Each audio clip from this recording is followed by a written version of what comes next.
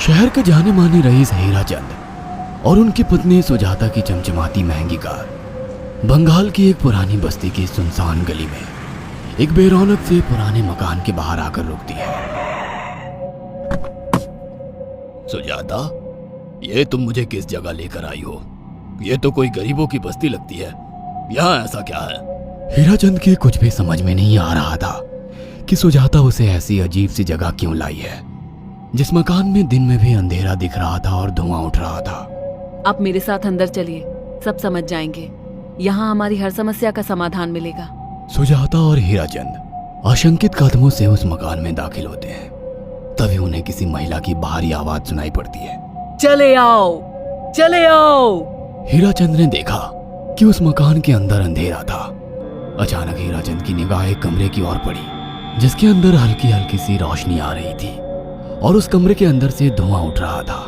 शायद उस कमरे के अंदर आग जल रही थी। है? ये किसकी आवाज है? यहाँ इतना अंधेरा क्यों है और ये धुआं कैसे उठ रहा है? मेरा तो यहाँ दम घुट रहा है। सुजाता और हीरा चंद धीरे धीरे कदमों से उस कमरे के अंदर चले गए।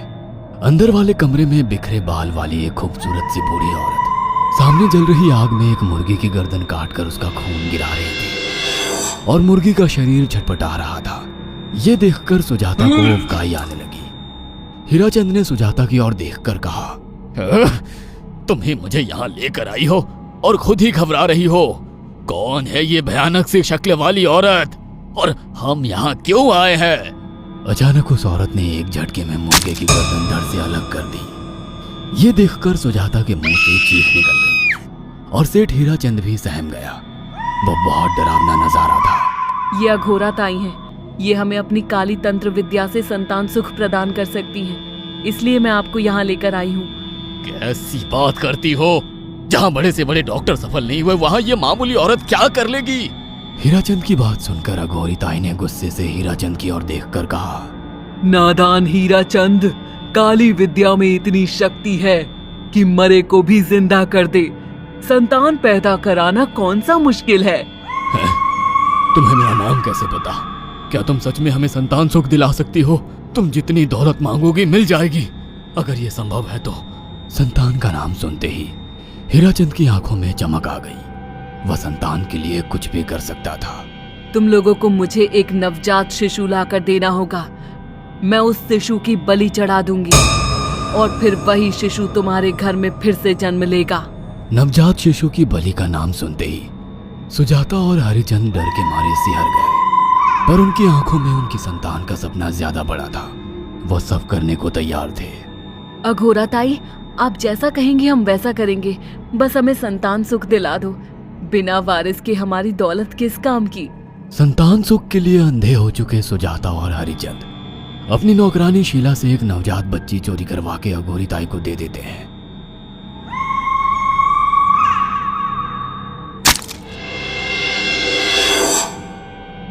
उस शिशु की बलि से सुजाता गर्भवती हो जाती है। देखा आपने अघोरा की तंत्र शक्ति?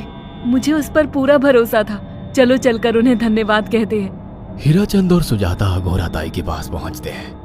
वो दोनों बहुत खुश थे और अघोरा पर उन्हें अंधविश्वास हो गया था। अघोरा ताई, आप महान तंत्रिका है। आपने वो चमत्कार कर दिखाया जो बड़े बड़े डॉक्टर नहीं कर सके। ये काली विद्या है बेटा। अगर तुम दोनों चाहो तो मैं इस विद्या से तुम दोनों को हमेशा के लिए जवान बना सकती हूँ। क्या सच में ऐसा संभव है? हाँ बिल्कुल, पर इसके लिए तुम्हें जवान लड़के और लड़कियों की बलि चढ़ानी होगी। तुम उन्हें यहाँ तक लाओ, बाकी मैं देख लूंगी।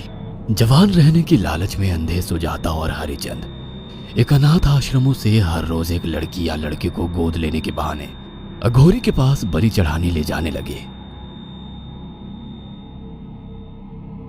और एक दिन अघोरी ताई ने हीराचंद और सुजाता से इंसानी मांस खाने को कहा। पूरी तरह से इंसान से हैवान बन चुके अब वो दोनों इंसानी मांस खाने के लिए तैयार भी हो गए। ये गर्म खून और मांस खाकर तुम लोगों की उम्र भी बढ़ जाएगी। खाओ इसे। हाँ, सच में ये इंसानी मांस बड़ा स्वादिष्ट है। अघोरा ने अपनी बातों में फंसाकर सुजाता और हरिचंद को नरभक्षी बना दिया था। वो तीनों हर दिन बलि चढ़ाकर खून पीकर मांस खाने लगे। नौकरानी शीला भी नए शिकार लाने में उनकी मदद करती थी, मगर एक दिन शीला को शिकार नहीं मिला। मेम साहब, आज एक भी शिकार हाथ नहीं लगा और मैं बहुत थक गई हूँ और घर जाकर थोड़ा आराम करना चाहती हूँ। कोई बात नहीं शीला, एक छोटा सा काम है, तुम हमारे साथ चलो, लौटते में हम तुम्हें घर छोड़ देंगे। जी मेम साहब। शीला नहीं जानती थी कि शिकार नहीं मिलने से सुजाता और हरिचंद अंदर से बौखला गए थे और उनके दिमाग में एक शैतानी चाल चल रही थी। सुजाता, ये बेहोशी की दवा है। शीला के कार में बैठते ही तुम उसे सुंघा देना। आज हमें इसी की बलि देनी होगी। इसने हमारे यहाँ का बहुत खाना खाया, अब हम लोग इसे खाएंगे। वैसे भी ये आगे चल के हमारे लिए खतरा बन सकती थी। कार में बैठते ही सुजाता शीला को बेहोश कर देती है और वो लोग सीधे अघोरी ताई के यहाँ पहुंच जाते हैं, जहां अघोरी ताई शीला की बलि चढ़ा देती है और तीनों मिलकर उसे नोच कर खाते हैं। अघोरी ताई, हमको बलि चढ़ाते हुए पूरा 1 साल हो गया है। हमारा बेटा भी साल भर का हो चुका है। अब और कितनी बलि देनी होगी? बस एक आखिरी क्रिया और बची है, उसके बाद तुम दोनों हमेशा के लिए जवान हो जाओगे। कैसी क्रिया अघोरा ताई? 3 दिन बाद सूर्य ग्रहण है। हमें पास के घने जंगल में एक विशेष क्रिया करनी होगी। उसके बाद तुम लोग कभी बूढ़े नहीं होगे। कितना अच्छा होगा, हम हमेशा जवान रहेंगे और सालों साल तक अपनी दौलत से ऐश करेंगे। हाँ, सच कहा। अघोरा ताई ने हमारे हर सपने पूरे कर दिए। 3 दिन बाद बंगाल के बियाबान जंगल में कोहरे और ओस से भीगे पेड़ों के बीच एक घने बरगद की बेलों पर कटे इंसानी सिर लटक रहे थे, जिसमें से खून टपक रहा था। काले जादू का सामान भी रखा था। कितनी भयानक जगह है ये, हर तरफ कटे हुए सर लटक रहे हैं। थोड़ी देर में सब समझ जाओगे। बैठ जाओ और मेरे साथ ये मंत्र दोहराओ। ओ, अघोरा, ये किन लोगों की कटी हुई गर्दनें हैं? आप यहाँ क्या करने वाली हो? हीराचंद की बात सुनकर अघोरा जोर जोर से हंसने लगी और उसने एक शैतानी हंसी हंसते हुए हीराचंद की ओर देखकर कहा, तुम जैसे ही लोगों ने अपनी इच्छाओं को पूरा करने के लिए इन लोगों की बलि चढ़वाई है और फायदा उठाया है। अब तुम दोनों आंखें बंद करके यहाँ बैठ जाओ और मेरे साथ मंत्रों को दोहराते जाओ। अघोरा ने सुजाता और हरिचंद को वशीकरण मंत्र और काले जादू के इस्तेमाल से सम्मोहित कर दिया और देखते ही देखते वो एक भयानक डायन में बदल गई और चीखती हुई बोली, अब मैं तुम दोनों की बलि चढ़ाकर अमर हो जाऊंगी, क्योंकि तुम लोगों ने 100 लोगों की बलि का खून पिया है। देखते ही देखते उस डायन ने फरसे से एक एक करके सुजाता और हरिचंद की गर्दन काटकर जल रही आग में बलि चढ़ा दी और उनका गर्म खून पीने लगी।